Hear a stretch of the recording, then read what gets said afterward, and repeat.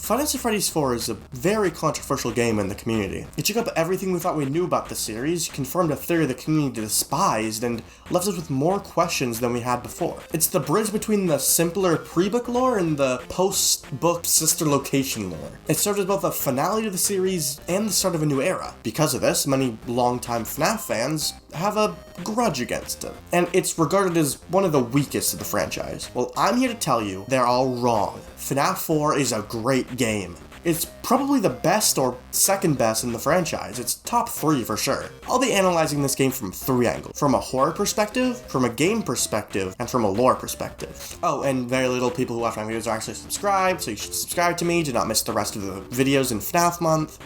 FNAF month! 4 FNAF videos are being released this month on my channel. I don't know if this is the first, second, third, or fourth video, but there's others and you should watch them! So subscribe and like the video, it helps me out and you can always change your mind later! But let's just get on with the video.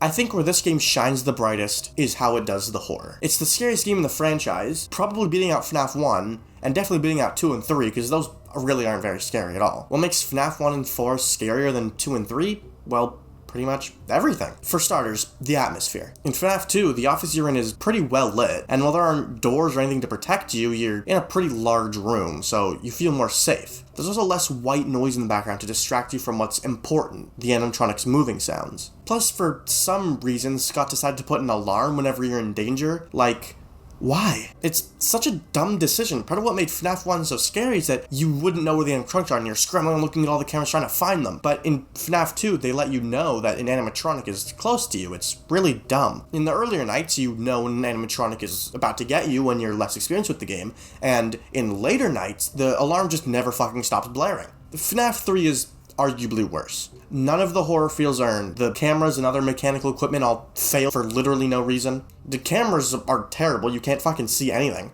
And there's only one deadly animatronic, the rest are just fake. And don't even get me started on Springtrap's jump scare, it's so bad. At least FNAF 2 had the chaos of there being so many animatronics you had to keep track of. FNAF 4 learns from these mistakes and places you somewhere we're all familiar with. A child's bedroom at night. Okay, that sounds weird, but I mean we've all been children at night in our bedroom scared. Who as a kid wasn't scared of their dark closet or the darkness beyond the door or what's under the bed? Every kid had these fears at one point or another, and FNAF 4 plays with that. The ambiance adds to it too. You'll hear crickets outside, a dog barking, and general noises you associate with like a summer's night. Not only that, but there's nothing to help you know where the animatronics are. There's no cameras or really sound cues. I mean, if you listen really close, you can hear it, but they don't give you the exact placement where the animatronics are. And you feel like a helpless child. You have to shine your flashlight down the hallway to make sure they're not there. The tension when you run to a door, not knowing what might lurk in the darkness beyond. It's what makes the game too scary for some people to even play. There's also the fact you have to close the door yourself. You are the only line of defense against these horrid monsters lurking just beyond the door in the darkness. One mistake and you're dead. Speaking of being dead, the jump scares are incredible. The way you defend from the animatronics in this game makes it so that the jump scares hit pretty much every single time. You have to go up to a door and close it if you hear breathing, so you're already listening really closely. And since you're already listening super closely, a sudden sound out of the silence will terrify you. There's also the fact that if you die from Bonnie or Chica, the most common animatronics you'll die to, you shined the flashlight, you made that choice, and that means that you thought they weren't there. The jump scare only happens when you don't expect it, making it hit so much more than FNAF 1 or 2 or 3 when you can pretty much guess if you're about to get jump scared. This is because the gap between mistake and jump scare in FNAF 1, 2, and 3 is much larger than the gap between mistake and jump scare in FNAF 4. In FNAF 4, it's pretty much instant, but in FNAF 1, you're able to click the door and it'll be like, beep, beep, beep, beep. Or in FNAF 2, you'll not put down the mask in time and you sit there watching the animatronic and you know, oh, I'm dead, I'm dead, I'm dead, I'm dead. And in FNAF 3, the jump scare is just simply not scary. People say the animatronic designs aren't as scary in FNAF 4, and I disagree. They have a point, but I think they fit the theme of the game perfectly. They're exactly what a child would come up with. Overall, I'd say this game's horror outshines that of all the other games in the franchise, aside from Help Wanted, but VR horror games are just inherently terrifying, so it doesn't count. FNAF 4 is fun. It's one of the few FNAF games I still enjoy revisiting to this day. Grinding out the hardest mode doesn't feel as much of a chore as it does in FNAF 1 and 2. The reason I didn't include FNAF 3 is because FNAF 3 is piss easy. The gameplay allows for you to have your own loop, and it's not stronger or weaker than somebody else's strategy. For example, I go left door, right door, bed, closet, but someone else could go left door, closet, bed, right door, or left door, closet, right door, bed, or any possible combination you could think of. Doesn't matter as long as you don't spend too long on one individual place. There's also the Nightmare Fredbear / Nightmare gameplay, where you have to listen to where their footsteps go to properly go to the right door and stop them.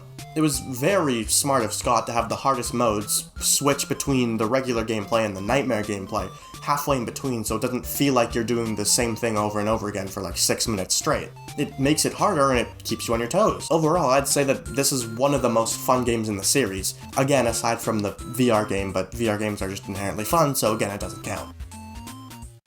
Now, this is where the game is the weakest. There's a reason people hate this game for what it did to the lore. Honestly, I don't have a great defense for this game, other than the game's gameplay has nothing to do with the story, so people should stop slandering this game based on what it did to the story. Like, the minigames tell a really good story of the crying child, and if you ignore its effect on the outside story, it's still really good, so FNAF 4 in a bubble is a really, really good game. And the effect on the story isn't even FNAF 4's fault. It had a perfectly good conclusion to the dream theory, a perfectly fine and reasonable story, which was maybe a bit of a cop-out, but it's not like it undid everything in the previous games. The only thing that was a dream was the actual gameplay. All the minigames and the stories and stuff, that was all real. If you want more details on why I don't mind the dream theory, I have another video that goes into way greater detail on why it's fine, and you should go watch it. Just go right here, there's a card right there. Click the little eye icon.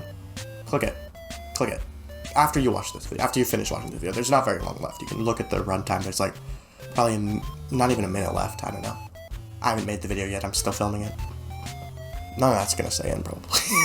But yeah, the story is fine and the game is phenomenal. It's not FNAF 4's fault Scott started taking drugs to write the story, that was the book's fault. Leave FNAF 4 alone and give it the respect it deserves for being a masterpiece of a game. So anyway, if you enjoyed this video, like and subscribe. It's completely free and you can always change your mind later. Plus I'm, making 4 FNAF videos this week, so if you want to see those, enable notifications or whatever. I'm not your mom. Oh, and yeah, click the eye icon to watch the video I talked about like 20 seconds ago. Just click it. Just click it. Click it. Click it. Just click it. Just click it. Click it. Just click it. It's right that you can just click it and then click off this video. Just click it. The rest of the video is just me telling you to click it. So either click it and click off or just go somewhere else. Click it. Click it. It's right there. Just click it. Click it. Click it.